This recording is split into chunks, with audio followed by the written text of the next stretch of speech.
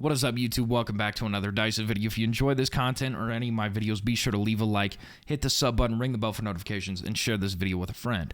Without further ado, let's get right into it. Is it just me, or are video games in a weird place right now where it's like they just don't care about anyone except for money? They don't care about casuals. They don't care about competitive players. They literally don't care about anyone. They only care about money. And after quarantine, I really thought that video games were going to be in a good place because devs had time to sit down in calls together for hours and hours a day and focus on games in the comfort of their own home. And it just feels like every game that came out after quarantine is just an absolute broken mess and is just bad. I just don't understand how. Like, even Rockstar is starting to look like they only care about the money side of things. They just don't seem to care about their communities. No game really feels like they do.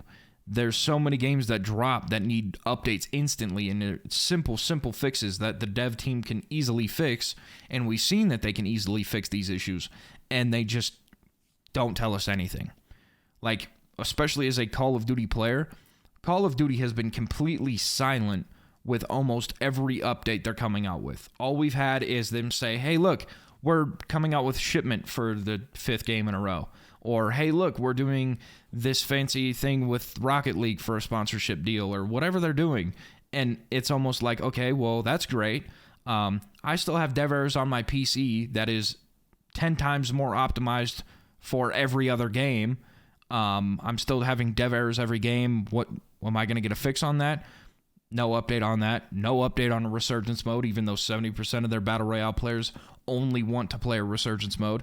No update on bug fixes on anything, really, especially with Ricochet anti-cheat, which seems like it works for me. I haven't ran into a single hacker, and I'm not one of these hacker hunter guys, but I've heard, all I do is scroll on TikTok and I see people hacking, which blows my mind that they're not banned.